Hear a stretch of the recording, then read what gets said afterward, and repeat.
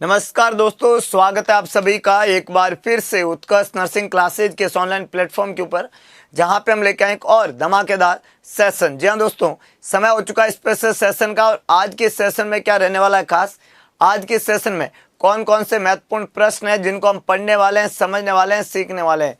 Good morning to all, स्वागत है सभी लोगों का। शुरुआत करते हैं एक शानदार सेशन की, और सेशन की शुरुआत लास्ट सेशन के लास्ट क्वेश्चन से।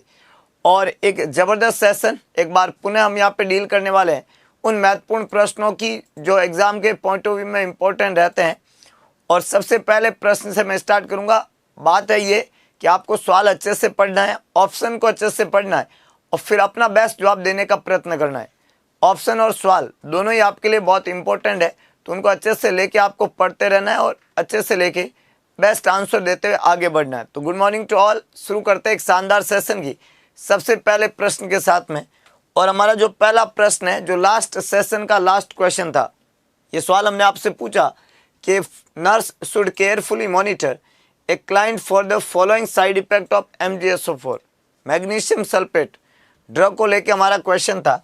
और हमने आपसे पूछा था कि जब आप किसी मरीज को केयरफुली मॉनिटर करते हो तो MgSO4 के कौन से साइड इफेक्ट के लिए आप मॉनिटर करेंगे। पहला ऑप्शन लिखा हुआ है विजुअल ब्लरिंग, दूसरा लिखा हुआ है टेकिपनिया, तीसरा लिखा हुआ है एपिगैस्ट्रिक पेन और चौथा लिखा हुआ है रेस्पिरेटरी डिप्रेशन। चार ऑप्शन हमने आपको दिए थे, बहुत इजी सवाल था। मैग्नीशियम सल्फेट मैंने बोला प्रीलिम्स में भी जॉब एम्स के पेपर में पूछा था और मेंस के पेपर में भी पूछा था। मैग्नीशियम सल्फेट जो ड्रग होती है प्यारे दोस्तों, ये जो ड्रग है, ये ड्रग यूज़ की जाती है एज ए एंटी कन्वर्जेंट। कौन से केस में इसकी हम बात करें, मैग्नीशियम सल्फेट एक ड्रग है and it is use as a anti convergent. Magnesium sulphate is used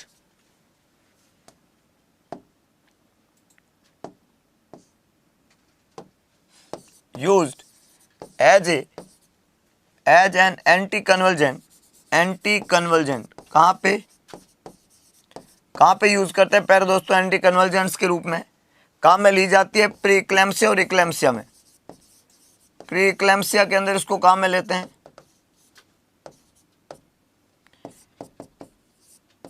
eclampsia के अंदर इसको कहाँ में लेते हैं? ये दो जगह पे इसको यूज करते हैं एज ए एंटी कन्वर्जेंट। दवाई का नाम है मैग्नीशियम सल्फेट। तो पहला यहाँ पे लिखा है visual blurring, tachypnoea, epigastric pain और रेस्पिरेटरी डिप्रेशन। आपको पता होना चाहिए कि विजुअल ब्लरिंग और एपिगैस्ट्रिक पेन जो है, ये दोनों के दोनों क्लिनिकल मैनिफेस्टेशन है सीवियर प्रीक्लेम्सिया। क्लिनिकल मैनिफेस्टेशन है सीवियर प्रीक्लेम्सिया और इक्लेम्सिया।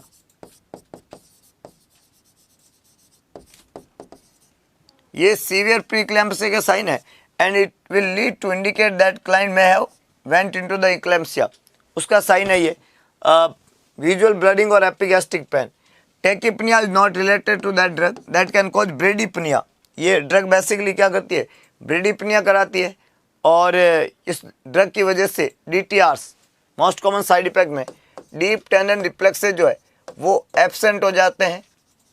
यूरिन आउटपुट जो होता है, यूरिन आउटपुट, उसको ये दवाई जो होती है, यूरिन आउटपुट जो है, इसको ये दवाई जो है क्या करती है? कम करती है। डीप टेंडन रिफ्लेक्सेस इस दवाई के साथ में एब्सेंट हो जाते हैं। यूरिन आउटपुट इस दवाई की साइड इफेक्ट के रूप में कम हो जाता है। और सीवियर रेस्पिरेटरी डिप्रेशन ये दवाई वहाँ पे मरीज में करवाती है। और ये सबसे डेंजर साइड इफेक्ट है इस दवाई का। रेस्पिरेटरी डिप्रेशन जो है इस दवाई का सबसे डेंजर साइड इफेक्ट है। तो यहाँ पे करेक्ट आंसर डी बनेगा। A, B और C तीनों ही गलत है। Visual blurring, tachypnoea, epigastric pen, ये यहाँ पे जवाब नहीं रहेगा। D is the correct one. आपको एक और इंपॉर्टेंट बात, सबसे स्पीड में कोई साइड इफेक्ट है तो वह आपका डीप टेंडन रिफ्लेक्सेस का एब्सेंट होना, सबसे अर्लीस्ट ऐसा पूछे। सबसे खतरनाक कोई साइड इफेक्ट है तो रेस्पिरेटरी डिप्रेशन है। और जब मरीज में रेस्पिरेटरी डिप्रेशन होगा तो हमने बोला वहाँ पे ब्रेडिपनिया देखने को मिलेगा। ब्रेडिपनिया मतलब नंबर ऑफ रेस्पिरेशन जो है वो कम देखने को मिलेंगे, वो नॉर्मल नहीं होंगे। तो ये कहानी आपको यहाँ पे ध्यान रखनी है। डी करेक्ट आंसर है। A, B और C तीनों ही गलत स्टेटमेंट है। छोटा सवाल था, इजी सवाल था, लेकिन थोड़ा ट्रिकी सवाल है और ये कई बार पूछा हुआ है और ये रिपीटेडली एग्जाम में आया हुआ सवाल है। अगला प्रश्न, ये सवाल कह रहा है कि MgSO4 blood level are monitor and the nurse would be prepare to administer the following antidote for MgSO4 side effect और टॉक्सिसिटी। अब ये कहता सवाल था कि अगर MgSO4 की टॉक्सिसिटी हो जाए, अगर MgSO4 की टॉक्सिसिटी हो जाए तो कौन सा एंटीडोट के रूप में वहाँ पे काम में लिया जाएगा। सभी को जवाब देना है।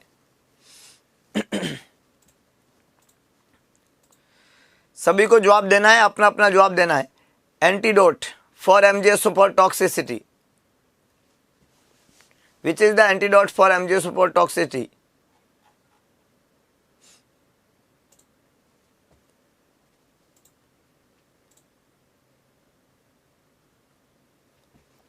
सी आंसर लिखा है मैक्सिमम लोगों ने।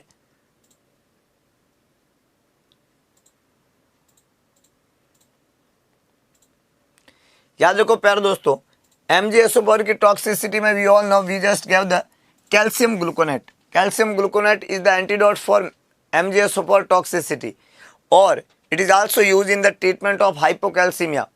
Post thyroidectomy there is more chance of hypocalcemia and we just provide the calcium gluconate.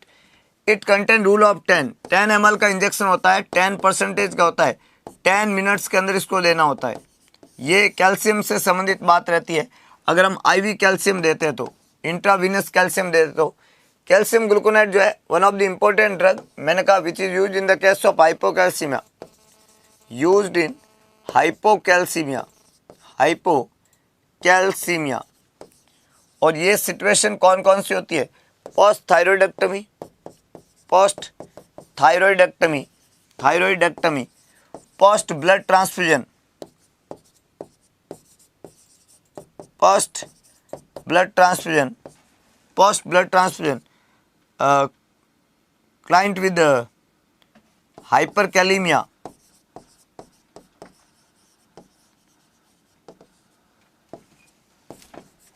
hypocalcemic seizure,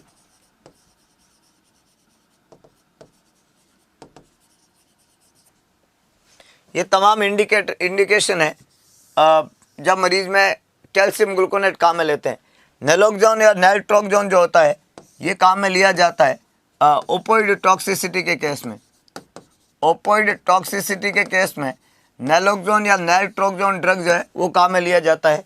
opium, और इसका मोस्ट कॉमन साइड इफेक्ट आपको एग्जाम में पूछा था, पिन पॉइंट प्यूपिल। क्या होता है? Pin point प्यूपिल। जब आप किसी मरीज को ओपोइड देते हो, ओपोइड की टॉक्सिसिटी होती है तो मरीज में पिन पॉइंट प्यूपिल देखने को मिलता है।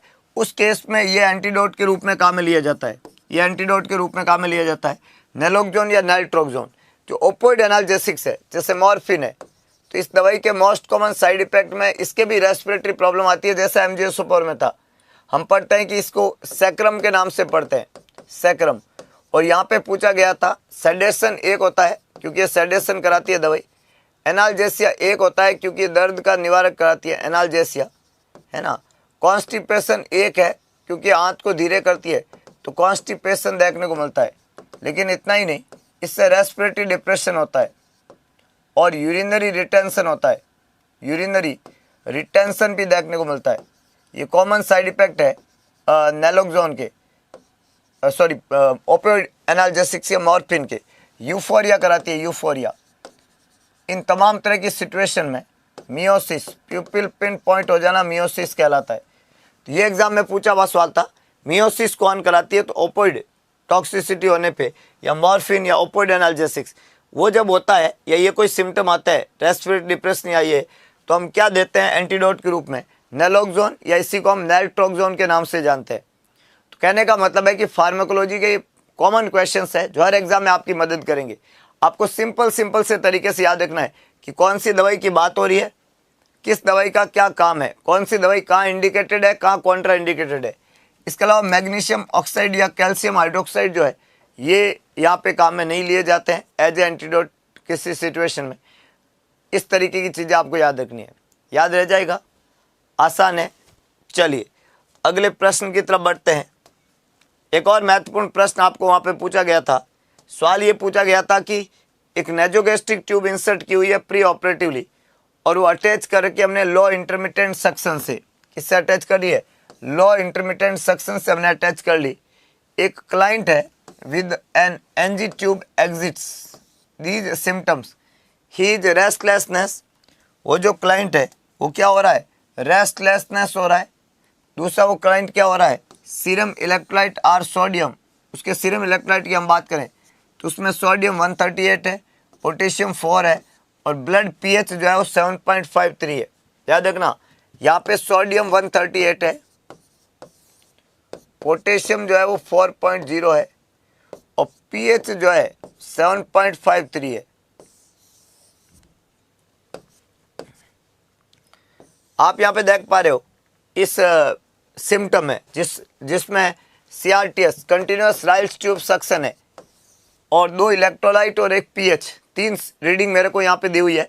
जब मैं इलेक्ट्रोलाइट की बात करूँ प्यारे दोस्तों, जैसे मेरे को यहाँ पे एक सोडियम की रीडिंग दी हुई है तो सीरम सोडियम लेवल हम सभी जानते हैं नॉर्मली होता है 135 टू 145 मिलीग्राम पर लीटर और यहाँ पे मरीज को कितना है 138. तो सोडियम कम या ज़्यादा है ही नहीं, इस मरीज को हाइपोनेट्रीमिया तो है ही नहीं, मरीज का तो सोडियम नॉर्मल है. दूसरी तरफ मैं अगर पोटेशियम की बात करूं तो इसकी नॉर्मल वैल्यू होती है 3.5 टू 5.1, 3.5 टू 5.1. मेरा यहाँ पे पोटेशियम कितना है 4 है तो 4 की वैल्यू एकदम नॉर्मल है, तो यहाँ पे हाइपरकैलेमिया भी नहीं है. इसका उल्टा नॉर्मल ये होता है CRTS के केस में मरीज को हाइपोनेट्रीमिया हाइपोकैलेमिया हो सकता है, ये इलेक्ट्रोलाइट इम्बैलेंस हो सकता है, लेकिन हाइपर तो कभी भी नहीं होगा और इस सिनेरियो में तो बिल्कुल है ही नहीं क्योंकि दोनों रीडिंग दी हुई है. अब या तो मेटाबॉलिक एसिडोसिस है या एल्कलोसिस है. एसिडोसिस में पीएच कम होता है और एल्कलोसिस में पीएच ज़्यादा होता है. वैसे बाय डिफ़ॉल्ट रूल हम सभी समझते हैं कि जब भी पेट के कंटेंट बाहर आता है, जैसे CRTS है या किसी मरीज को वॉमिटिंग होती है तो आपका स्टोमक में CRTS में एसिड का लॉस होता है और जब किसी मरीज में एसिड का लॉस होगा तो सिस्टमिक रूप से मरीज को क्या होगा, एल्कलोसिस होगा. उसका पीएच जो है वो ऑटोमेटिकली बढ़ जाएगा और बाइकार्बोनेट जो है वो ऑटोमेटिकली बढ़ जाएंगे क्योंकि एसिड सारा लॉस हो गया है. तो इस मरीज में पीएच हमेशा ही ज़्यादा रहेगा और मरीज में बाइकार्बोनेट की वैल्यू भी बढ़ी हुई देखने को आएगी क्योंकि एसिड का लॉस हुआ है और वॉमिटिंग होना या राइल्स ट्यूब कंटिन्यूस सक्शन करने पे एसिड का ही लॉस होता है और एसिड जब कम हो जाता है तो बॉडी में सिस्टमिक एल्कलोसिस हो जाता है. That is very easy concept. और इसको भी याद रखने का एक आसान तरीका है, पीएच ज़्यादा और पीएच कम का हमने एक मिनोमिक्स पढ़ते हैं सिंपल सा कि जो आपका मेटाबॉलिक है उसमें सो रहता है इक्वल और रेस्पिरेटरी जो है उसमें रहता है ऑपोजिट और मेटाबॉलिक में रहता है इक्वल. इसको रोम के नाम से जानते हैं.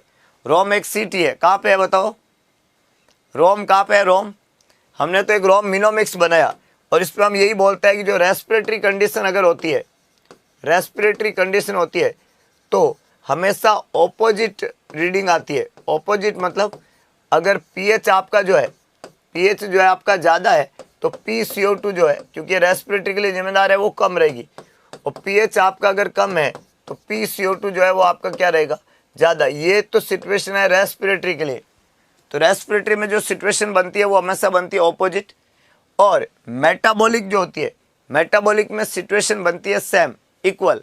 बिल्कुल रोम जो है वो इटली के अंदर है, क्या बात है, इसमें इक्वल बनती है. मेटाबॉलिक में क्या बनती है, मेटाबॉलिक में सिचुएशन क्या बनती है, इक्वल बनती है. और किसके साथ में, बाइकार्बोनेट के साथ में, है ना, बाइकार्बोनेट के साथ में पीएच का जोल इक्वल बनता है और जो HCO3 है वो पीएच बढ़ेगा तो बढ़ेंगे और पीएच अगर कम हो जाए तो बाइकार्बोनेट जो है HCO3 बाइकार्बोनेट जो है वो भी क्या हो जाएगा, कम हो जाएगा.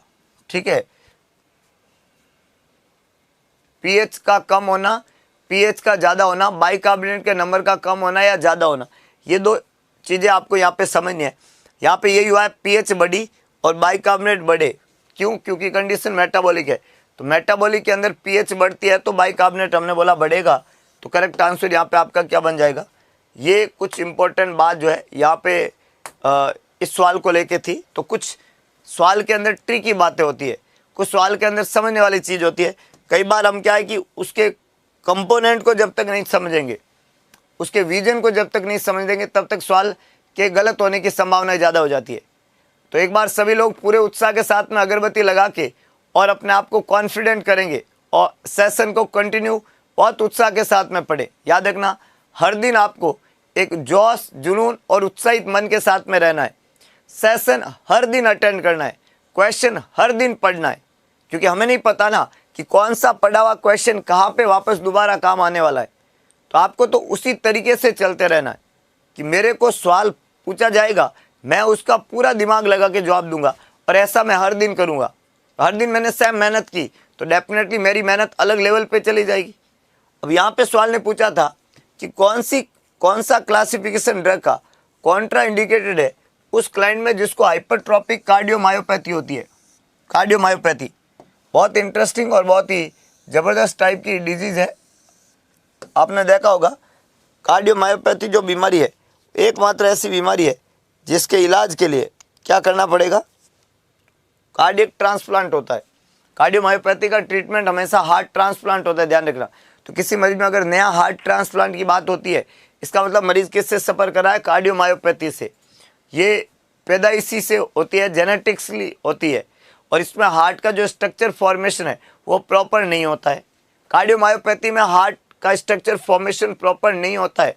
तो कैसा होता है, तो कार्डियोमायोपैथी अलग अलग वेराइटी की होती है, जिसमें आपका एक तो डायलेटेड कार्डियोमायोपैथी है, एक कॉन्स्ट्रिक्टेड कार्डियोमायोपैथी है, और एक हाइपरट्रॉपिक कार्डियोमायोपैथी है। आपने देखा होगा एक होती है डायलेटेड कार्डियोमायोपैथी, एक होती है हाइपरट्रॉपिक कार्डियोमायोपैथी, और एक होती है कॉन्स्ट्रिक्टिव कार्डियोमायोपैथी, है ना। DCM, HCM और CCM, ये 3 कार्डियोमायोपैथी आपने देखा होगा। डायलेटेड कार्डियोमायोपैथी में heart is unable to constrict, वो परमानेंट डायलेट होकर रह गया, ब्लड पंप ही नहीं कर पा रहा है। कॉन्स्ट्रिक्टेड कार्डियोमायोपैथी के अंदर हार्ट जो है वो पंप ज़्यादा कर रहा है, पूरा डायलेट नहीं हो रहा है। और हाइपरट्रॉपिक कार्डियोमायोपैथी में हार्ट के अंदर की जो दीवारें हैं वो जन्मजाति बहुत ज़्यादा हाइपरट्रॉपिक है, और अंदर जो टोटल आयतन है वो बहुत कम है। हार्ट के अंदर ब्लड फिलिंग की जगह जो है वो ऑलरेडी कम होती है। तो अगर किसी मरीज़ को हाइपरट्रॉपिक कार्डियोमायोपैथी है, हाइपरट्रॉपिक हार्ट है, और यह हार्ट जो है हमने बोला इतना ज़्यादा हाइपरट्रॉपिक हो रखा है। हाइपरट्रॉपिक का बेसिक मतलब समझते हो, है ना, अंदर वॉल्यूम आयतन कम है। हार्ट हाइपरट्रॉपिक हो रखा है, पूरा का पूरा ऐसा हो रखा है, और ये वेंट्रिकल्स जो है वो पूरे के पूरे ऐसे हो रखे हैं। जब कार्डियक सिस्टम पूरा हाइपरट्रॉपिक हो रखा है, उस केस के अंदर अगर मैं इस मरीज़ को, क्योंकि इसका कार्डियक आउटपुट कम है, तो इस मरीज़ को मैं अगर वहाँ पे ब्लड को पंप करवाने के लिए, क्योंकि कार्डियक आउटपुट कम आ रहा था, मैंने ब्लड को पंप करवाने के लिए इस मरीज़ को कौन सी ड्रग देना है, इस मरीज़ को ब्लड को पंप करवाने के लिए मैंने दी थी आपको आइनोट्रॉप्स, पॉजिटिव आइनोट्रॉप्स। तो मान लो इस मरीज़ को मैं पॉजिटिव आइनोट्रॉप्स देता हूँ। पॉजिटिव आइनोट्रॉप्स का एग्जाम्पल क्या प्यार दोस्तों, ऐसा कोई ड्रग है जो जिसको हम पॉजिटिव आइनोट्रॉप्स बोलते हैं, कोई एक एग्जाम्पल पॉजिटिव आइनोट्रॉप्स का। Anyone have idea about the positive inotropes? बताओ आयुषी बच्चे, कौन सा होता है पॉजिटिव आइनोट्रॉप्स? डिजॉक्सिन, डिक्सोसिन नहीं, चारकोल, डिजॉक्सिन। मोनिका ने बिल्कुल सही लिखा है, डिजॉक्सिन एक पॉजिटिव आइनोट्रॉप्स है, डिजॉक्सिन। और ये जो डिजॉक्सिन ड्रग है ये क्या करती है, ये कार्डियक कॉन्ट्रैक्टिलिटी को बढ़ाती है। तो अगर मेरा हार्ट कॉन्ट्रैक्ट होता है, ये हार्ट अगर कॉन्ट्रैक्ट होगा, इसको कॉन्ट्रैक्शन कराऊँ मैं, तो ये और ज़्यादा चिपक जाएगा, क्योंकि जो ऑब्स्ट्रक्शन तो है ही, ये ऑब्स्ट्रक्शन और ज़्यादा ऑब्स्ट्रक्टेड हो जाएगा जब मैं इसको कार्डियक कॉन्ट्रैक्शन कराऊंगा। तो अगर किसी मरीज़ के अंदर मैंने अगर पॉजिटिव आइनोट्रॉप्स दिया, there is more obstructed type of cardiomyopathy, ये बहुत ज़्यादा ऑब्स्ट्रक्शन हो जाएगा। Already hypertrophic cardiomyopathy obstructed type की होती है, और अगर आप वहाँ पे पॉजिटिव आइनोट्रॉप्स देते हो तो ऑब्स्ट्रक्शन और ज़्यादा हो जाता है। इस बात का आपको ध्यान रखना है। हालांकि वेजोडायलेटर जो है वो भी नहीं देते हैं इस केस में, लेकिन ये कॉन्ट्रा इंडिकेटेड नहीं है। सवाल ने ये पूछा है कि कॉन्ट्रा इंडिकेटेड ड्रग कौन सी है, तो पॉजिटिव आइनोट्रॉप्स या डिजॉक्सिन जो है वो एब्सोल्युटली कॉन्ट्रा इंडिकेशन है अगर किसी मरीज में हाइपरट्रॉपिक कार्डियोमायोपैथी हुई है तो। दूसरा यहाँ पे हमने बोला वेजोडायलेटर, तो ये कॉन्ट्रा इंडिकेटेड नहीं है, लेकिन यूज विद प्रिकॉशन हम काम में लेते हैं। एक यहाँ पे लिखा हुआ है मरीज में डाययूरेटिक्स, तो डाययूरेटिक्स जो होती है वो भी नॉर्मली देना प्रीफर नहीं करते हैं, हालांकि कॉन्ट्रा इंडिकेशन नहीं है, पर डाययूरेटिक हाइपोवोलेमिया कराएगी, और इस मरीज में तो डाययूरेटिक का रोल है नहीं, तो यहाँ पे डाययूरेटिक भी आंसर नहीं बनेगा। और एंटी डिसएरिथमियाज का तो कोई रोल ही नहीं है, वो तो हार्ट की रिदम वाली बीमारी में काम में आता है। मेरे मरीज को हाइपरट्रोपिक कार्डियोमायोपैथी है। सो हाइपरट्रोपिक कार्डियोमायोपैथी की ड्रग कौन सी कॉन्ट्रा इंडिकेटेड है? Positive inotropes is absolutely contraindicated. आपको कोई पूछे क्यों, तो हम कहते हैं कार्डियक कॉन्ट्रैक्शन को बढ़ाती है। ऑलरेडी क्लाइंट है ऑब्स्ट्रक्टिव कार्डियोमायोपैथी, और अगर कॉन्ट्रैक्शन बढ़ेगा तो ये पूरा चिपक ही जाएगा, तो क्लाइंट है very severe type of cardiomyopathy, बहुत सीवियर हो जाएगा मामला। तो इस बात का आपको इसको ड्रग को लेके ध्यान रखना है। पॉजिटिव आइनोट्रोप्स को लेके एग्जाम में अपने कंसेप्ट को बनाना है। वैसे पॉजिटिव आइनोट्रोप्स किसकी ड्रग ऑफ चॉइस है? हार्ट फेलियर वाले मरीज की। और पॉजिटिव आइनोट्रोप्स का मोस्ट कॉमन साइड इफेक्ट क्या है? ब्रेडिकार्डिया के साथ में हाइपोकैलीमिया। तो ब्रेडिकार्डिया कराती है डिजॉक्सिन, हाइपोकैलीमिया करवाती है। अगला प्रश्न,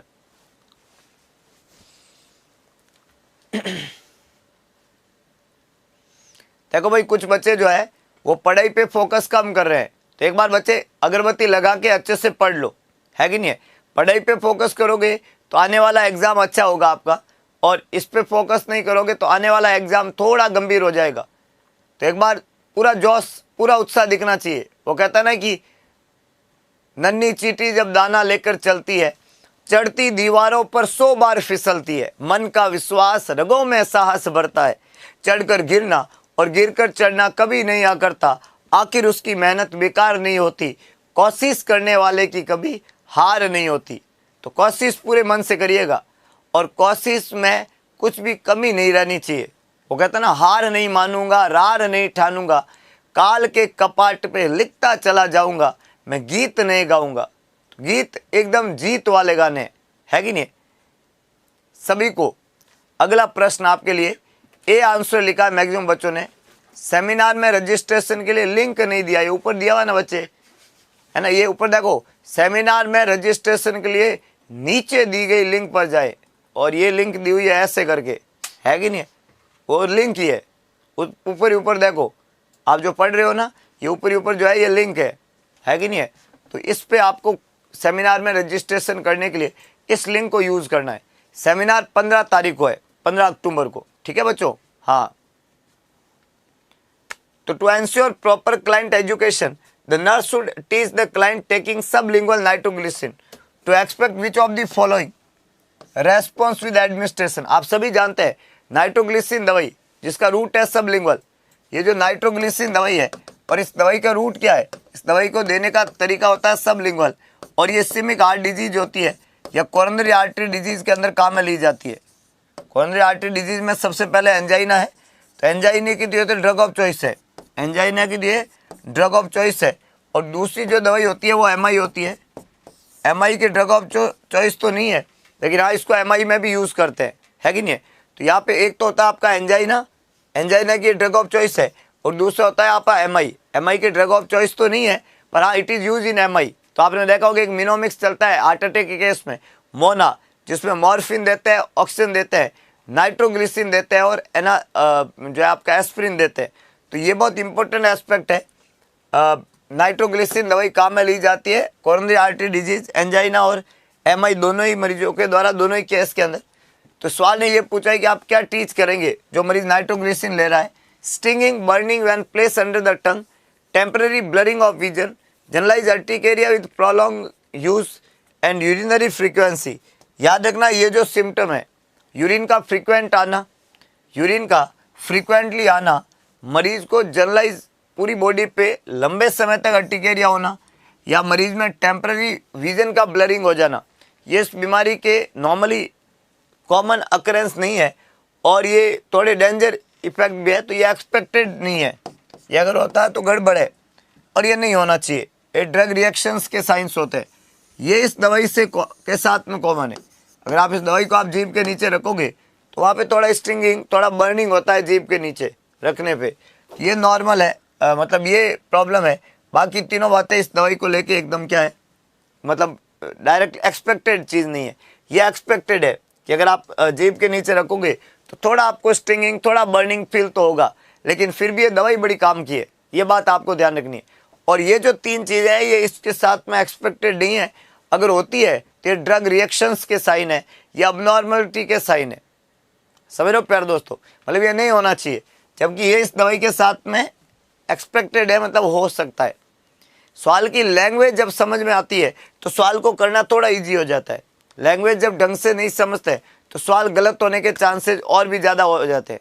दैट इज़ वेरी इंपॉर्टेंट। तो यहाँ पे मेरे हिसाब से सभी लोगों ने ये आंसर लिखा होगा, सिटिंग, स्टिंगिंग, है कि नहीं है। अगला प्रश्न, सवाल को अच्छे से पढ़ के जवाब लिखिएगा, क्या होना चाहिए। हाँ, मोस्ट कॉमन साइड इफेक्ट है हेडेक। हेडेक को ट्रीट नहीं करते हैं, हेडेक को ट्रीटमेंट दवाई बंद नहीं करते, हेडेक का ट्रीटमेंट करते हैं, ये हमने बोला।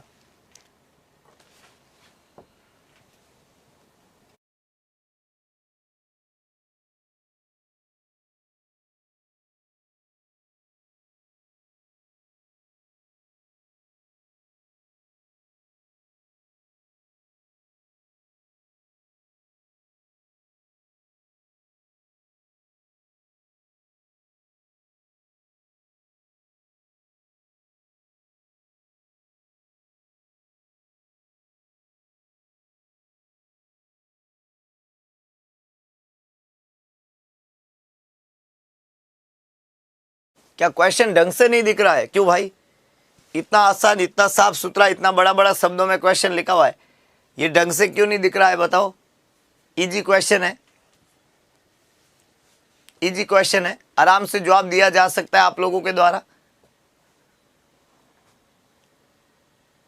सवाल ने क्या लिखा है पढ़ो, इसमें लिखा हुआ है cardiac client who exhibit the symptom of disorientation, lethargy and seizure may be exhibiting a toxic reaction. मरीज डिसओरिएंटेशन है, लिथार्जी है और मरीज को क्या है, सीजर है। तीन चीजें यहाँ पे एग्जिबिट करा है मरीज। ये किस दवाई का टॉक्सिक रिएक्शन है?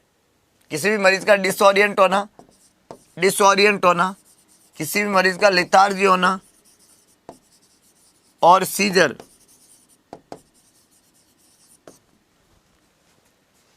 पहला है डिजॉक्सिन, दूसरा लिखा है लिडोकैन, तीसरा लिखा है क्विनिडीन और चौथा लिखा है नाइट्रोग्लिसरीन। और मैक्सिमम बच्चों ने यहाँ पे जवाब लिखा है सी। जो कट कॉपी पेस्ट चल रहा है ये बिल्कुल गलत जवाब है। सी तो आंसर नहीं है, क्योंकि ये जो साइड इफेक्ट है वो लिग्नोकैन के नहीं है, सॉरी क्विनिडीन के नहीं है। तो क्विनिडीन के अगर ये नहीं है तो ये किसके है, अभी आपको दिमाग लगाना है। लेकिन ये आंसर नहीं है जो आप लोगों ने लिखा है। अब बताओ, कट कॉपी पेस्ट मत करो लालो। अपना दिमाग जब तक नहीं लगाओगे तब तक सवाल का जवाब नहीं बनेगा, और कट कॉपी पेस्ट तो सही होगा ही नहीं, ये तो मान के चलो।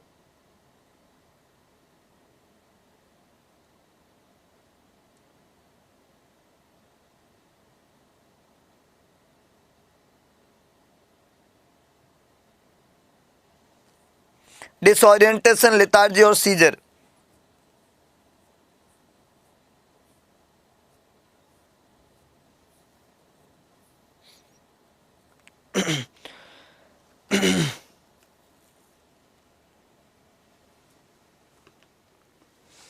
देखो, क्विनिडीन एक ऑप्शन था जो कि गलत है। अब तीन ऑप्शन आपके पास में बचे हैं, और प्लीज डोंट सेलेक्ट डिजॉक्सिन, क्योंकि इसके साइड इफेक्ट है टॉक्सिक इफेक्ट हम कई बार बता चुके हैं।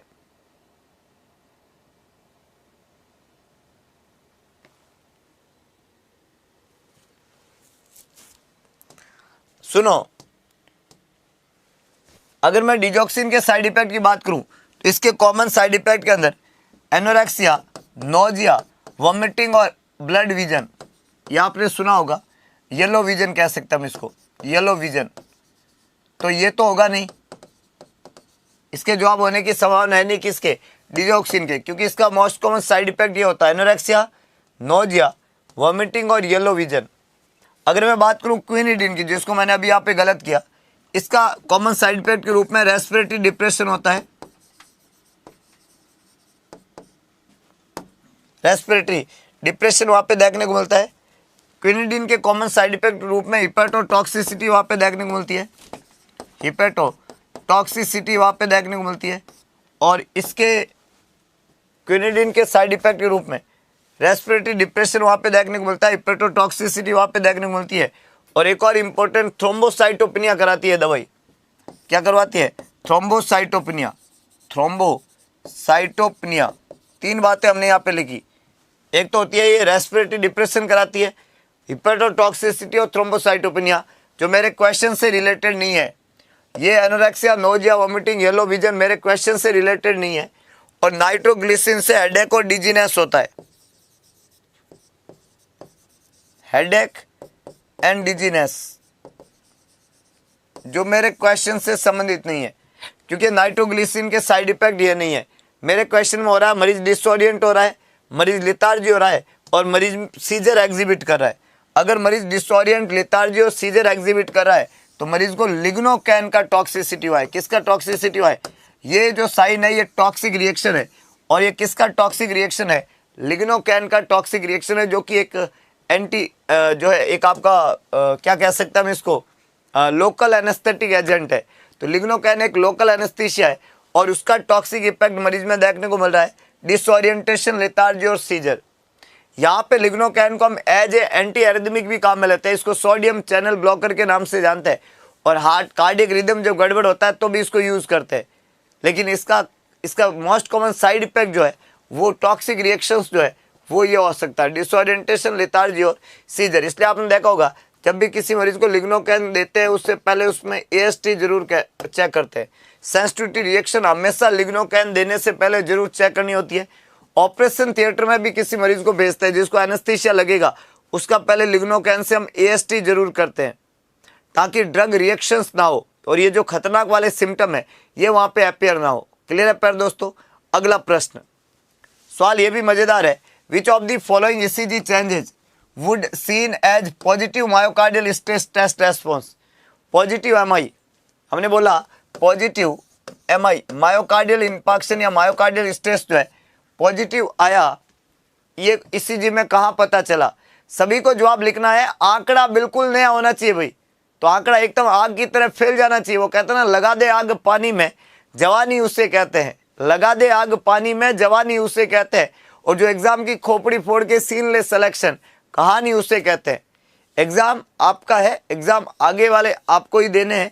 करना क्या पड़ेगा? खुद को थोड़ा मजबूत, है ना, पूरा विश्वास, मजबूत इरादा, पक्का वादा, सफलता का वादा, पूरी ऊर्जा के साथ में। तो यहाँ पे C और B दो तरह के जवाब आ रहे हैं। सवाल ने ये पूछा इजीली कि अगर कोई मरीज में ECG चेंजेस हम देखें तो हम positive myocardial stress test response जो है वो कैसे पता चलेगा? Hyperactive T wave, prolong of PR interval, ST segment depression और pathological Q wave. Very interesting, very interesting question.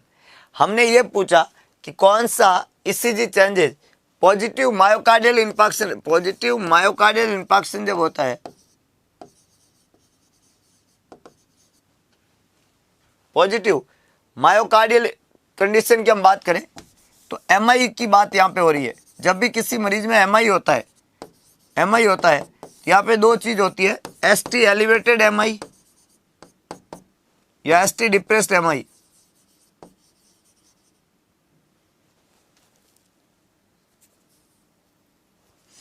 ST segment elevated MI होता है ना, ST एलिवेटेड MI या ST डिप्रेस्ड, दो कंडीशन बन सकती है। ST डिप्रेस्ड, ये दोनों ही कंडीशन इस्केमिक डिजीज को इंडिकेट करता है। अगर वहां पे इंफाक्शन हो जाता है तो पोस्ट MI ECG जो मरीज की रहती है, पोस्ट MI मरीज को जो है वहां पे पैथोलॉजिकल Q वेव देखने को मिलेगी। तो अगर किसी मरीज में मायोकार्डियल इंफाक्शन हुआ है, कोरोनरी आर्टरी में कहीं ब्लॉकेज हुआ है, हार्ट को ब्लड की सप्लाई इंटरप्ट हुई है, तो मरीज का ST सेगमेंट पहले अफेक्ट होता है।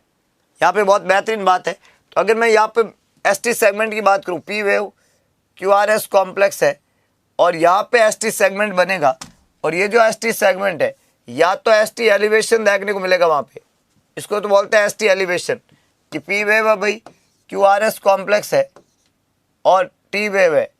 यहाँ पे या तो ST सेगमेंट एलिवेटेड देखने को मिलेगा जिसको हम ST एलिवेशन कहते हैं, या दूसरा वहाँ पे क्या देखने को मिलेगा, मरीज में ST डिप्रेशन देखने को मिलेगा। P वेव है, QRS कॉम्प्लेक्स है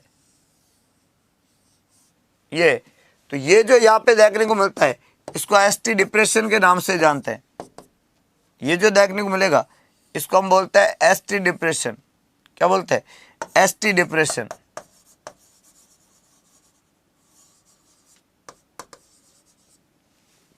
एसटी डिप्रेशन, यस और नो। और ये एसटी डिप्रेशन यहाँ पे आपको ऑप्शन में दिया हुआ है, सी आंसर है। हाइपर एक्टिव टी वेव किस में होती है प्यारे दोस्तों? अगर टी वेव हाइपर एक्यूट है कौन सी सिचुएशन में होगी बताओ? मैंने यहाँ पे बोला कि टी वेव हाइपर एक्यूट है, कौन सी सिचुएशन होगी? सभी को जवाब लेना है। वंदना सिंह ने सही लिखा है, आरती राजपूत, अनामिका, श्वेता, रंजना, कविता, निशा, पारुल, क्या बात है, दिव्यानी बिल्कुल, स्वाति पटेल, रिंकू भारती, आरडीएक्स, साहित्या, शिवम, सीएचओ, आबिर खान, रीना, पारुल, नाज, गीता, क्या बात। तो यहाँ पे हमने बोला टॉल पीक टी वेव होती है हाइपर कैलीमिया में, किसमें देखने को मिलता है? हाइपर कैलीमिया में। अगर कोई मरीज हाइपर कैलीमिया से सफर कर रहा है, पोटेशियम बॉडी में बहुत ज़्यादा है, तो टी वेव टॉल और पीक होगी। और प्रोलॉन्ग पीआर इंटरवल जो है, वो किस में देखने को मिलेगा? पीआर इंटरवल का प्रोलॉन्गेशन हो जाना। When the client have prolong PR interval कहाँ से होता है? पी वेव के शुरू होने से लेके क्यू वेव के शुरू होने तक, इस इंटरवल को नाम देते हैं पीआर इंटरवल। और पीआर इंटरवल क्या हो जाता है? प्रोलॉन्ग। कौन सी सिचुएशन में बताओ? सभी लोग जवाब लिखो, ऐसी कौन सी सिचुएशन बनेगी जिसमें पीआर इंटरवल प्रोलॉन्ग हो जाता है?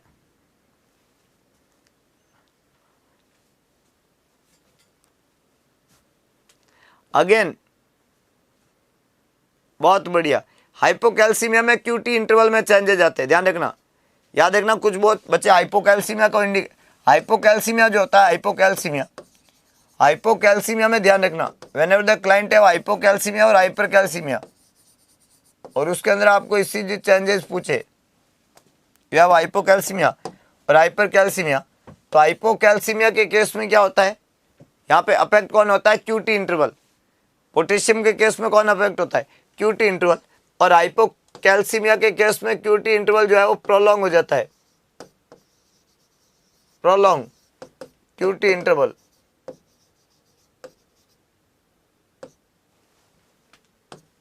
हाइपरकैल्सीमिया के अंदर short QT interval, short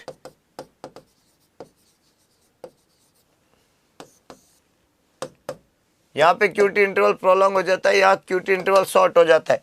hypocalcaemia और हाइपरकैल्सीमिया, ये दो बातें आपको ध्यान रखनी है। तो यहाँ पे मेरा करेक्ट आंसर प्यारे दोस्तों क्या रहेगा? एसटी सेगमेंट का डिप्रेशन, सी करेक्ट आंसर है। ए, बी और डी तीनों ही गलत है। ईसीजी के अंदर वैरायटी ऑफ चेंजेस एग्जाम में कई बार और हर बार पूछे जाते हैं। जैसे एक और ईसीजी का सवाल था, उसमें था कि पी वेव जो है वो मरीज की एब्सेंट है और क्यूआरएस कॉम्प्लेक्स वाइड हो गया है, क्यूआरएस कॉम्प्लेक्स वाइड हो गया, पी वेव एब्सेंट है। पी वेव एब्सेंट होना, क्यूआरएस कॉम्प्लेक्स का वाइड हो जाना वेंटिकुलर टेकिकार्डिया का साइन है, वीटी कहते हैं उसको। एक कंडीशन होती है वीटी, जिसमें पी वेव तो एब्सेंट होता है और क्यूआरएस कॉम्प्लेक्स वाइड होता है, और ऐसा ईसीजी आपका वहाँ पे बनने लग जाता है। अगर ईसीजी का पैटर्न ऐसा बनने लग जाए तो इसको हम वीटी के नाम से जानते हैं, वेंटिकुलर टेकिकार्डिया इसको बोलते हैं। अगला सवाल है, a client is experiencing muscle weakness and lethargy. मरीज जो है वो क्या एक्सपीरियंस कर रहा है? मसल में वीकनेस है, लिथार्जी है। His sacrum potassium 3.2, what other symptom might client exhibit? और क्या सिम्टम एग्जिबिट करेगा? जो आप सभी को लिखना है, आंकड़ा बिल्कुल नया होना चाहिए और उत्साह सातवें आसमान पे होना चाहिए। मुस्कुराओ कि आज आप जो है नॉर्थ सेट सीरीज अटेंड कर रहे हैं, एक ऐसी क्लास, एक ऐतिहासिक क्लास जो हर एग्जाम के लिए आपके लिए मददगार बनेगी, जिसका हर क्वेश्चन आपको कंसेप्ट, लॉजिक, रैशनल देके जाएगा, और उसी कंसेप्ट के साथ में आप आने वाले एग्जाम को बड़े अच्छे से क्रैक कर पाएंगे।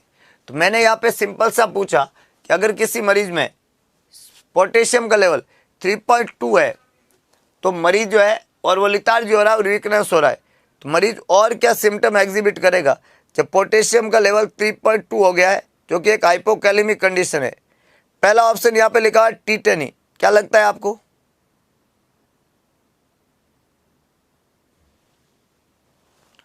टीटेनी किसको इंडिकेट करता है? टीटेनी इंडिकेट करता है हाइपोकैल्सीमिया को। किसको इंडिकेट करता है? हाइपोकैल्सीमिया को, टीटेनी। एक यहाँ पे लिखा हुआ है हेडेक, नाइट्रोग्लिसरीन एक दवाई होती है, उसका मोस्ट कॉमन साइड इफेक्ट है हेडेक, नाइट्रोग्लिसरीन। और नमनेस ऑफ एक्सट्रीमिटी जो होती है ये नॉर्मली होता तो है, लेकिन कब, जब मरीज में हाइपरकैलेमिया होगा।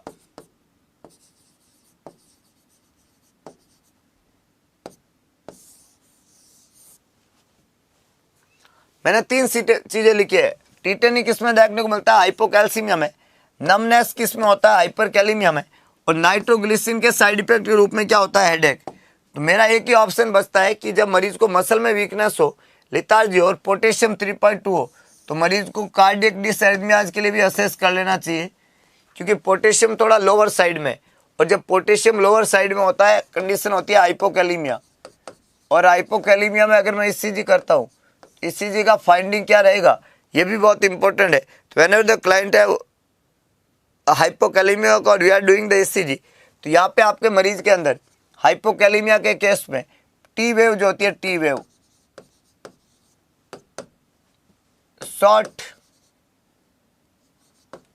शॉर्ट एंड फ्लैट और depressed,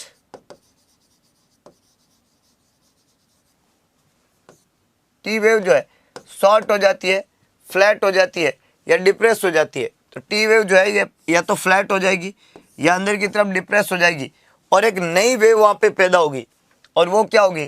presence of you wave. एक नई वेव यहाँ पे बन जाएगी, और ये जो नई वेव है वो है present of you wave. Hypokalemia में ये कहानी बहुत है ना। हाइपोकैलेमिया जब भी होता है तो एक तो आपका टी वेव का चेंजेज आते हैं, शॉर्ट, फ्लैट या डिप्रेस्ड हो जाती है, और एक नई वेव वहाँ पे पैदा हो जाती है जिसको यू वेव कहते हैं। और ये तो एग्जाम में कई बार पूछा हुआ भी है। यू वेव जो एक नई वेव बनती है वो किस सिचुएशन को इंडिकेट करती है? आपका हाइपोकैलेमिया को इंडिकेट करती है। और डिसएरिथमिया यहाँ पे जवाब रहेगा, टीटेनी नहीं रहेगा, नमनेस एक्सट्रीमिटीज नहीं रहेगा, हेडेक नहीं रहेगा। आंसर क्या रहेगा? डिसएरिथमियाज रहेगा। अगला प्रश्न आपकी स्क्रीन पे, prominent you wave, flat T wave, inverted T wave और प्रोमिनेंट नया wave that is you wave, that is very important, जो आपको यहाँ पे ध्यान रखना है। मेरी क्लास अटक रही है तो अपना नेटवर्क ठीक करो बच्चे और पढ़ना शुरू कर दो। T wave, depressed, short and present of a U wave, yes that is hypokalaemia, that is hypokalaemia. So अगला एक प्रश्न आपको यहाँ पे दिया गया था कि nurse would need to monitor the serum glucose level of a client receiving which of the following medication owing to its effect on glycogenolysis and insulin release।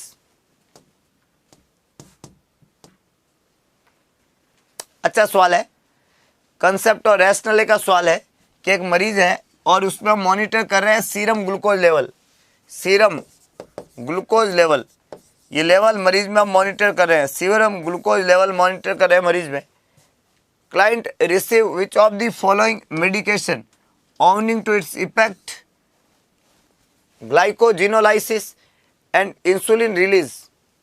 दवाई का इफेक्ट है कि एक तो ये दवाई क्या कराती है? ग्लाइकोजिनोलाइसिस,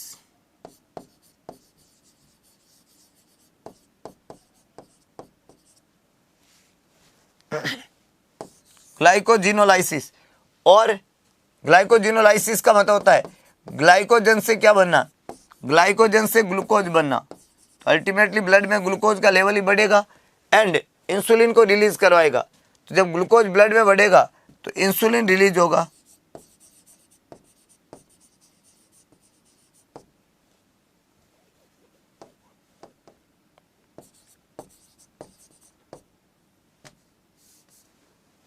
इंसुलिन वहाँ पे सीक्रेट अगर ज़्यादा होगा, इंसुलिन रिलीज होगा, तो ये इंसुलिन क्या करेगा? उस ग्लूकोज को यूज करेगा। और ग्लूकोज जब यूज आएगा, ग्लूकोज जब यूज आएगा प्यार दोस्तों, तो ग्लूकोज हमारी सेल में जाएगा, सेल में एनर्जी आएगी, और एनर्जी आई तो हम क्या करेंगे? Fight and flight. तो कहने का मतलब है अगर आप फाइट एंड फ्लाइट करना चाहते हो किसी सिचुएशन से, तो उस सिचुएशन को पहले समझना होता है, उस सिचुएशन जैसा करना होता है, क्रिएट करना होता है।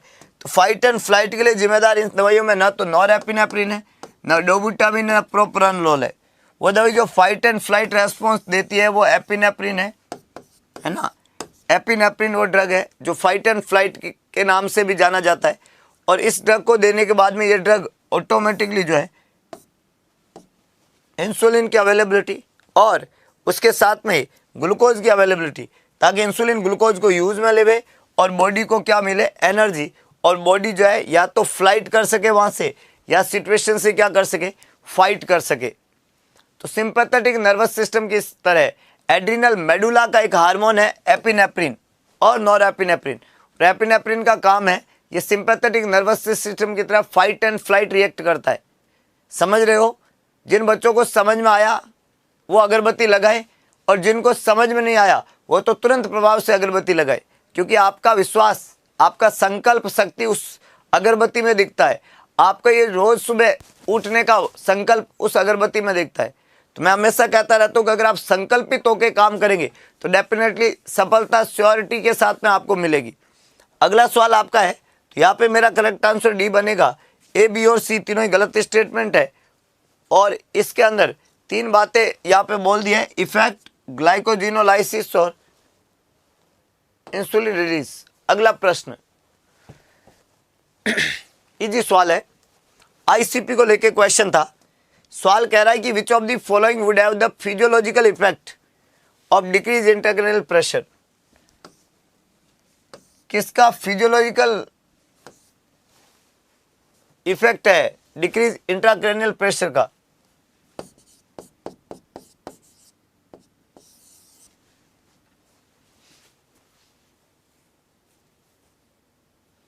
Physiological effect decreasing intracranial pressure. Avnish Kumar बच्चे सुन लो बच्चे, हाँ थोड़ा पढ़ाई पे फोकस करना चाहिए हमें, तो ज़्यादा अच्छा रहेगा, है कि नहीं है? हाँ, तो यहाँ पे थोड़ा सा ध्यान रखने की जरूरत है। ये एक इजी सवाल है, और सवाल कह रहा है आईसीपी बढ़ा किसी मरीज का, तो डिक्रीज आईसीपी का फिजियोलॉजिकल इफेक्ट क्या रहेगा? अगर किसी मरीज का आईसीपी कम हो जाएगा तो बॉडी में क्या फिजियोलॉजिकल इफेक्ट होगा? Increase core body temperature, decrease serum osmolality, administration hypoosmolar fluid, और डिक्रीज PaCO2। अगर किसी मरीज में ये कम हो जाए तो क्या कंडीशन देखने को मिलेगा? आईसीपी कम हो जाए तो उसका इफेक्ट क्या मिलेगा? अच्छा इफेक्ट क्या है, गड़बड़ इफेक्ट क्या है, जो भी है, लेकिन आईसीपी कम हो जाए, डिक्रीज आईसीपी हो जाए, क्या फिजियोलॉजिकल इफेक्ट है? सो आपको पता होता है जब भी किसी मरीज का आईसीपी बढ़ता है, जब भी किसी मरीज का आईसीपी बढ़ता है तो हम देखते हैं वहाँ पे आईसीपी बढ़े हुए मरीज को हम हाइपर वेंटिलेट करते हैं। क्या करते हैं? Hyper ventilate. और जब मरीज हाइपर वेंटिलेट होता है तो मरीज जो है वो CO2 को लॉस करता है।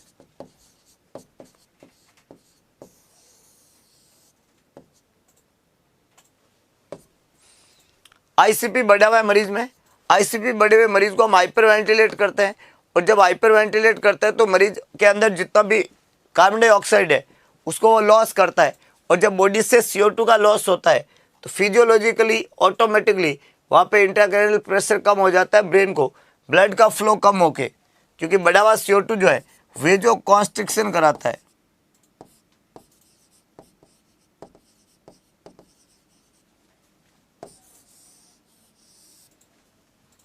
वे जो कॉन्स्ट्रिक्शन कराता है, और जब वे जो कॉन्स्ट्रिक्शन होगा तो डिक्रीज फ्लो हो जाएगा, और डिक्रीज फ्लो होगा तो ऑटोमेटिकली एडिमा नहीं होगा, और एडिमा नहीं होगा तो डिक्रीज आईसीपी होगा। तो यहाँ पे आपका एक ही ऑप्शन करेक्ट दिया हुआ है, बाकी सभी गड़बड़ है। डिक्रीज CO2 हमने बोला जब वे जो कॉन्स्ट्रिक्शन होगा CO2 बाहर चली जाएगी, ये हो जाएगा, तो decrease fluid loss, decrease ICP, है कि नहीं, और डिक्रीज PaCO2, ये डी यहाँ पे करेक्ट आंसर है, बाकी सभी बातें गलत है। CO2 का इम्पैक्ट यहाँ पे पूछा। अच्छा, what is the sign of increase ICP? Cushing triad क्या होता है? कुशिंग ट्राइड क्या होता है? आप में से सभी लोगों को जवाब देना है। What is the sign of increase ICP और what is Cushing triad exactly? हाँ, डी आंसर बिल्कुल सही था। कुशिंग ट्राइड क्या होता है? Have you any idea? एक वर्ड हम पढ़ते हैं ना, SBI, systolic hypertension, systolic hypertension और wide pulse pressure, respiration irregularity और ब्रेडिकार्डिया, इसको हम बोलते हैं कुशिंग ट्राइड। सो एक पोस्टपार्टम क्लाइंट है, कंप्लेन कर रहा है rectal pressure and severe pain in her perineum, जिसमें इंडिकेटिव रेक्टल प्रेशर फील कर रहा है और सीवियर पेन वहाँ पे मरीज अपने पेरिनियम में फील कर रहा है। ये क्या इंडिकेट करता है? After birth pain, constipation, cystitis और एक हिमेटोमा ऑफ दी वेजाइना और वल्वा। अच्छा सवाल है। मरीज को यहाँ पे क्या हो रहा है? आफ्टर बर्थ पेन हो रहा है, ये नहीं होगा। After birth pain is not a sign of severe pain, उस पर सीवियर नहीं होता है। तो अगर मरीज को रेक्टल प्रेशर हो रहा है, सीवियर पेन हो रहा है, तो कोई ना कोई हिमेटोमा बना है। कॉन्स्टिपेशन या सिस्टाइटिस यहाँ पे जवाब नहीं है कि नहीं है? सिस्टाइटिस तो ब्लैडर का इन्फ्लामेशन है, कॉन्स्टिपेशन बोवल से रिलेटेड है। यहाँ पे जो प्रॉब्लम है,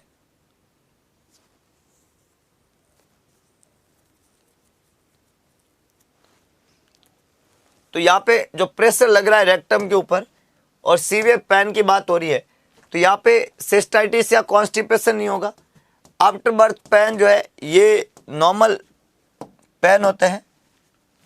यहाँ पे मरीज को क्या हो रहा है? कोई ना कोई हिमेटोमा बना है, क्योंकि प्रेशर एक वर्ड है और सीवियर पेन एक वर्ड है, दो बातें। और वो भी पेरिनियम में, तो पेरिनियल एरिया में, वेजाइनल एरिया में या वल्वाल एरिया में कोई ना कोई क्या बना है?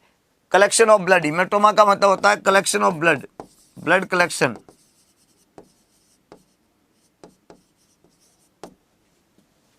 कलेक्शन ऑफ ब्लड, और ये कलेक्शन ऑफ ब्लड जो है इसके होने का कोई खास रीजन होता है, and that occur due to the pressure, that cause pressure. तो ये ब्लड का कलेक्शन अपने आप में वहाँ पे प्रेशर क्रिएट करता है, ये आपको यहाँ पे ध्यान रखना है। अगला सवाल पढ़ने से पहले एक छोटी इंफॉर्मेशन है। जो भी हमारे यूपी पीएससी के रसगुल्ले हैं और जो तैयारी कर रहे हैं यूपी पीएससी के, समझ में नहीं आया अभी समझा देंगे। जो यूपी पीएससी की तैयारी कर रहे हैं इस आने वाले एग्जाम की, प्रीलिम्स और मेंस की, उनके लिए यहाँ पे एक चल रहा है टारगेट बैच। टारगेट बैच जो होता है वो लाइव फ्रॉम स्टूडियो है, तो आप सभी लोग इस टारगेट बैच को ज्वाइन कर सकते हैं यूपी पीएससी एक शानदार वाली तैयारी के लिए। अगर आप इस एग्जाम की एक अच्छी तैयारी करना चाहते हैं तो ये टारगेट बैच आप लोगों के लिए है। तो जो भी हमारे यूपी पीएससी के रसगुल्ले हैं वो इस बैच को ज्वाइन कर सकते हैं अपनी एक शानदार और जानदार तैयारी के लिए। तो अगरबत्ती लगा के पूरे जोश के साथ में टीम उत्कर्ष से जुड़ जाइए, अपने आप को पूरा कॉन्फिडेंट करिए आने वाले एग्जाम के लिए। इस सवाल ने बोला है, प्यारे दोस्तों, पोस्टमार्टम क्लाइंट आपको कंप्लेन कराई कि उसको रेक्टल में प्रेशर लग रहा है और उसको सीवियर पेन है पेरिनियल एरिया में। तो रेक्टल एरिया में प्रेशर लगना, पेरिनियल एरिया में सीवियर पेन होना, डिलीवरी के बाद में एक कोई हिमेटोमा बनने की वजह से वहाँ पे ब्लड इकट्ठा हो गया है पेरिनियल एरिया में। तो हमने बोला ये हिमेटोमा है वेजाइना का या वल्वा का, और वो हिमेटोमा क्या कर रहा है? रेक्टम पे प्रेशर डाल रहा है और ऊपर की तरफ जो है वो आपका वेजाइनल एरिया पे जहाँ पे डिलीवर हुआ है वहाँ पे भी प्रेशर लग रहा है, और उसकी वजह से मरीज को सीवियर पेन होता है और पेरिनियल प्रेशर फील होता है, वहाँ पे रेक्टल प्रेशर फील होता है। तो एक सिंपल क्वेश्चन है, बाकी तीनों बातें इससे संबंधित नहीं है। कॉन्स्टिपेशन और सिस्टाइटिस और ये सब इससे संबंधित नहीं है कि नहीं है? तो ये बात आपको ध्यान रखना है। डी करेक्ट आंसर था, ए बी और सी तीनों ही गलत स्टेटमेंट है। आगे बढ़ने से पहले, क्योंकि हर सवाल नॉर्थ सेट स्पेसिफिक है, हर सवाल आने वाले नॉर्थ सेट के एग्जाम के लिए और बीते हुए नॉर्थ सेट के एग्जाम का क्वेश्चन है, तो मैं आपको ये बता देना चाहता हूं कि इसी नॉर्थ सेट के एग्जाम को ध्यान में रखते हुए टीम उत्कर्ष आप लोगों के लिए लेके आए हैं एक सेमिनार। ये सेमिनार जो है वो कब है, क्यों है, कैसा है, सुनिएगा सभी चीजें बड़े ध्यान से। ये जो सेमिनार है प्यारे दोस्तों, याद रखना, ये जो सेमिनार है, इस सेमिनार में तीन बातें बहुत इंपॉर्टेंट है। एक तो सेमिनार में हम जो नॉर्थ सेट 6 है, नॉर्थ सेट 6 है, इस नॉर्थ सेट 6 की तैयारी कैसे करें इसके बारे में डिटेल से चर्चा करेंगे इस सेमिनार में। सेमिनार होगा कब? 14 अप्रैल को। सेमिनार कब होगा सर? सेमिनार नॉर्थ सेट 6 कब होगा? 14 अप्रैल को होगा नॉर्थ सेट 6। और 14 अप्रैल को होने वाले इस नॉर्थ सेट 6 की एक जीत वाली तैयारी कैसे की जाए वो सेमिनार के अंदर आपको बताया जाएगा। ये पहला इस सेमिनार का पॉइंट है। दूसरा, ये जो सेमिनार है उसमें आपके रखा जाएगा स्कॉलरशिप टेस्ट, और स्कॉलरशिप की टेस्ट के अंदर आपके रैंक के अकॉर्डिंग आपको नए ऑफलाइन बैच में जो 18 अक्टूबर को स्टार्ट हो रहा है, उस नए ऑफलाइन बैच में अप टू 90% तक का डिस्काउंट वहाँ पे स्कॉलरशिप के रूप में आपको मिलेगा। वो डिपेंड करेगा कि आपने एग्जाम में रैंक कौन सी निकाली, स्कॉलरशिप टेस्ट में आपकी कौन सी रैंक आई है कि नहीं है। तो यहाँ पे 90% तक का डिस्काउंट जो है वो वहाँ पे आपको मिलेगा स्कॉलरशिप टेस्ट के अंदर। स्कॉलरशिप टेस्ट में आपकी अगर पहली रैंक है तो आपको 90% डिस्काउंट, दूसरी रैंक है, ऐसे अलग अलग रैंक पे अलग अलग डिस्काउंट है। तीसरा जो है वह इस सेमिनार की खास बात है, यहाँ पे आपको करवाया जाएगा प्रैक्टिकल ओरिएंटेशन। क्या करवाया जाएगा? प्रैक्टिकल ओरिएंटेशन करवाया जाएगा, हैंड्स ऑन कराया जाएगा डमीज के ऊपर, सीपीआर, आपका नॉर्मल लेबर, इंटूबेशन, ये सब प्रोसीजर्स वहाँ पे होंगे। तो 3 बातें हैं, नॉर्सेट 6 की एक जीत वाली तैयारी, स्कॉलरशिप टेस्ट का कंडक्शन कराना और प्रैक्टिकल ओरिएंटेशन, ये तीनों बातें इस सेमिनार के मुख्य बिंदु है। सेमिनार कब होगा? इस संडे यानी कि 15 अक्टूबर को, इस रविवार सुबह 10 बजे होगा। और सेमिनार का एड्रेस क्या है? उत्कर्ष कॉम्प्लेक्स, आशापूर्णा मॉल के पास में, शास्त्री नगर, जोधपुर। सेमिनार का एड्रेस, सेमिनार की डेट, सेमिनार का जो है तरीका, स्कॉलरशिप टेस्ट और प्रैक्टिकल ओरिएंटेशन जो टॉपिक्स है और इसका मुख्य मुद्दा जो है वो मैं आपको बता चुका हूँ। तो जो बच्चे इस सेमिनार में खुद को रजिस्टर्ड करवाना चाहते हैं, यहाँ पे एक लिंक पिन किया गया है, आपको यहाँ पे क्या किया गया है? लिंक पिन किया गया है इस क्लास में। उस लिंक से खुद को रजिस्टर्ड करना पड़ेगा और रजिस्टर्ड करने के बाद में आप जो है इस सेमिनार को अटेंड करें। और 18 अक्टूबर को जो नॉर्सेट का नया बैच स्टार्ट हो रहा है उसको आप ज्वाइन कर सकते हो। पर जो बच्चा ज्वाइन करना चाहता है नया बैच, वो 15 अक्टूबर को इस सेमिनार को जरूर अटेंड करे, जिससे आपको नए बैच में फीस में भारी डिस्काउंट मिलने वाला है। आप सेमिनार अटेंड करेंगे, उसका टेस्ट देंगे, उसमें आपकी जो भी रैंक आती है उस रैंक के आधार पे आपको पर्टिकुलर डिस्काउंट, पर्टिकुलर अमाउंट का डिस्काउंट उस फीस के अंदर मिलेगा। तो फीस स्ट्रक्चर में डिस्काउंट मिलने के लिए हम स्कॉलरशिप टेस्ट करवाते हैं, जो इस सेमिनार की एक खास बात है। क्लियर है प्यारे दोस्तों? बहुत बढ़िया। चलिए अगले प्रश्न से आगे बढ़ते हैं। तो मेरे हिसाब से सभी को समझ में आ गया है सेमिनार की कहानी। सेमिनार ऑनलाइन नहीं रहता है, सेमिनार का मतलब ही है ऑफलाइन आना पड़ेगा आपको रजिस्टर्ड करके। तो जितने भी हमारे बाहर के बच्चे हैं वो भी आ सकते हैं इस सेमिनार में, आपको रजिस्ट्रेशन करना पड़ेगा और जोधपुर आना पड़ेगा बस। ये सेमिनार ऑफलाइन बच्चों के लिए ही है और ऑफलाइन बैच के लिए ही, ऑनलाइन बैच के लिए सेमिनार नहीं है, समझ रहे हो? तो ये ऑफलाइन सेमिनार होगा, ऑफलाइन बच्चों के लिए होगा। अगला प्रश्न है, 54 ईयर ओल्ड क्लाइंट एडमिट हुआ है हॉस्पिटल में with a possible gastric ulcer. He is heavy smoker. When discussing his smoking habit with him, the nurse should advise him to smoke low tar filtered cigarette, smoke cigar instant, smoke only right after meal और chew gum instant। 4 बातें, easy सवाल है। और सवाल ने बोला है 54 year old client है, गैस्ट्रिक अल्सर है और बहुत ज़्यादा स्मोकिंग मरीज कर रहा है।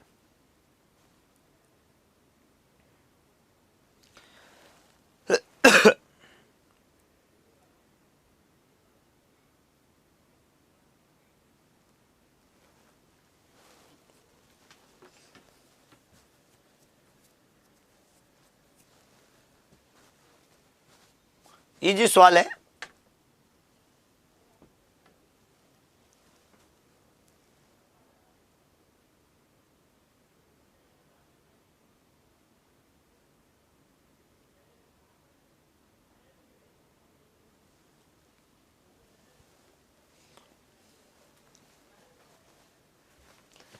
सो 54 ईयर ओल्ड एज है, मरीज एडमिट हुआ है हॉस्पिटल में, पॉसिबल गैस्ट्रिक अल्सर है and he is heavy smoker. When discussing his smoking habit with him, the nurse should advise him। आप उसको क्या एडवाइस करेंगे? पहला एडवाइस तो यही रहता है कि इस बीड़ी को बंद कर दे भाई, है स्मोकिंग को स्टॉप करना ही सबसे अच्छा एडवाइस है। लेकिन यहाँ पे तो ऐसा ऑप्शन में कहीं है नहीं, तो हम क्या करें? क्योंकि हमारे यहाँ पे है नहीं ऑप्शन में। एक बच्चा कह रहा है स्टैंड, स्टैंड का मतलब होता है हाथों हाथ, तुरंत, अभी के अभी, अभी के अभी, इसका मतलब होता है स्टैंड। तो यहाँ पे मरीज जो है वो उसको गैस्ट्रिक अल्सर हो रखा है, स्मोकिंग कर रहा है, क्या सजेस्ट करेंगे? ऐसा सवाल ने बोला, क्या सजेस्ट करेंगे? पहला यहाँ पे लिखा हुआ है स्मोक लो टार फिल्टर्ड सिगरेट। मरीज को कहेंगे स्मोक करना है लो टार और फिल्टर सिगरेट। कहने का मतलब है कि तुम स्मोकिंग जब करो तो लो टार और फिल्टर सिगरेट स्मोक करो। स्मोकिंग में टार फिल्टर सिगरेट काम में नहीं लेते हैं, ये तो वैसे भी गलत है। किसी मरीज को टार स्मोकिंग का थोड़ी सजेशन करेंगे, स्मोकिंग तो बंद करना है, तो ये तो एक टाइप का स्मोक ही है, एक यहाँ पे लिखा हुआ है स्मोक सिगार, तो लो टार फिल्टर सिगरेट या सिगार, ये भी स्मोक ही है, सिगार भी स्मोक ही है, और स्मोक च्यूगम स्टैंड। तो याद रखना, अगर आप स्मोक लो टार फिल्टर सिगरेट करते हैं, स्मोक सिगार करता है या च्यूगम स्टैंड करता है, तो इससे पेप्टिक अल्सर या गैस्ट्रिक अल्सर प्रेसिपिटेट होते हैं, क्योंकि ये सभी एजेंट जो है उसको स्टिमुलेट करने का काम करेंगे डेफिनेटली। और जब पेप्टिक अल्सर या गैस्ट्रिक अल्सर इससे अफेक्ट होता है प्यारे दोस्तों, तो हम क्या करेंगे, हम मरीज को स्मोक करने का बोलेंगे खाने के बाद में। मरीज को बोलेंगे स्मोकिंग कब करो, खाने के बाद में करो। तो आपका जो खाना है या HCl है सारा का सारा उस काम में बीजिए खाने के बाद। तो ये जो स्मोक कर रहेगा मरीज, तो इस स्मोकिंग से आपका गैस्ट्रिक म्यूकोसा ज़्यादा स्टिमुलेट नहीं होगा, तो प्रॉब्लम कम होगी गैस्ट्रिक अल्सर वाले मरीज में। तो अगर वो गैस्ट्रिक अल्सर है और स्मोकिंग की हैबिट है, तो उसको हमेशा बोलते हैं कि smoke only right after meal, खाने के बाद ही स्मोक करना, पहले और अभी इस तरीके से मत करना, नहीं तो तुम्हारा जो गैस्ट्रिक अल्सर है उसके सिम्टम प्रेसिपिटेट हो जाएंगे और वो थोड़ा ज़्यादा खतरनाक और गंभीर हो जाएगा। समझ लो बात को। तो बाकी तीनों बातें गलत है, not smoke tar, not smoke cigar, not chewing gum instead, ये यहाँ पे जवाब नहीं बनेगा। समझ गए ना मेरी कहानी क्या बताना चाहता हूँ। जो बात लॉजिक रैशनल क्वेश्चन के अंदर है, आपको वही बात, वही लॉजिक, वही रैशनल सीखना है। अगला सवाल, बाकी नॉर्मली आपको करना क्या था, स्मोकिंग नहीं करनी थी, ये सबसे बढ़िया था, सबसे अच्छा तो यही होता है, पर वो ऑप्शन में है ही नहीं, है कि नहीं, वो ऑप्शन में है ही नहीं। अगला प्रश्न, अरे भाई सीताराम सेवड़ा, आप सुबह से क्वेश्चन ही पूछ रहे हो भाई, जो हम बता रहे हो वो आप सुन ही नहीं रहे हो। जब हम डेट सारी बता चुके हैं, 15 तारीख को सेमिनार है, सेमिनार के बाद में 18 तारीख को एडमिशन स्टार्ट होंगे नए बैच के, 18 से नया बैच होगा। इसके लिए आपको सेमिनार में भाग लेना है, सेमिनार में आपको टेस्ट देना है, नए बैच की फीस में आपको छूट भी मिलेगी। और ऑफलाइन बैच कैसे स्टार्ट करें बताओ, तो हम आपको बता चुके हैं ना, अभी 15 तारीख को सेमिनार है, फिर बैच है, यही तो बताया हमने, हैं, थोड़ा सुन भी लिया करो भाई, नहीं क्या। अगला सवाल है, एक male client started IV anticoagulant therapy with heparin, which of the following lab study will order to monitor the therapeutic effect of heparin। Heparin का थेराप्यूटिक इफेक्ट हम कैसे मॉनिटर करेंगे। पहला लिखा हुआ है partial thromboplastin time, haemoglobin, red blood cell count और prothrombin time.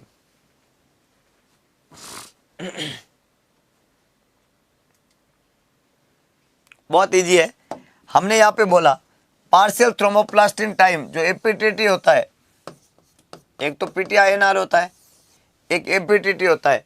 तो हीमोग्लोबिन RBC का कम होना या प्रोथ्रोम्बिन टाइम का हिपेरिन से कोई संबंध नहीं है। जब आप हिपेरिन का इफेक्ट मॉनिटर करते हैं तो मरीज APTT activated partial thromboplastin time जो है वो चेक करते हैं। नॉर्मल इसकी वैल्यू जो है वो वैसे 127 से 34 होती है, 30 माने 30, है कि नहीं है, इसकी नॉर्मल वैल्यू होती है 30 सेकेंड। लेकिन विद हिपेरिन जो है इसकी नॉर्मल वैल्यू बदल जाती है, उसकी रेंज हो जाती है 60 से लेके 90 के बीच में, 60, 75, 90 ऐसा रेंज रहता है। क्लियर है। तो पार्शियल थ्रोम्बोप्लास्टिन टाइम मरीज का चेक करते हैं 30 सेकेंड होता है नॉर्मली। विद हिपेरिन जो है 60, 75 और 90 सेकेंड तक नॉर्मल होना चाहिए। और ये इस टेस्ट से हमें पता चलता रहेगा हीमोग्लोबिन, RBC या प्रोथ्रोम्बिन टाइम, यहाँ पे जवाब नहीं बनेगा। अगला प्रश्न वेरी इजी क्वेश्चन था। हिपेरिन को लेके जब भी एग्जाम ने क्वेश्चन पूछा है ज़्यादातर अच्छे ही तरीके से आपने हैंडल किया होगा, क्योंकि एंटीकोएगुलेंट को हम बहुत अच्छे से पढ़े हैं, बहुत अच्छे से सीखा भी है और जाना भी है। अगला प्रश्न है 26-year-old client is admitted to the labor, delivery, recovery, postpartum unit. The nurse completes her assessment and determine that the client is in the first stage of labor. The nurse should instruct her. मरीज labour की पहली stage के अंदर है, मरीज जो है labour के अंदर है, डिलीवरी में, रिकवरी में, पोस्टमार्टम यूनिट में completes her assessment and determine that client is in the first stage of labor.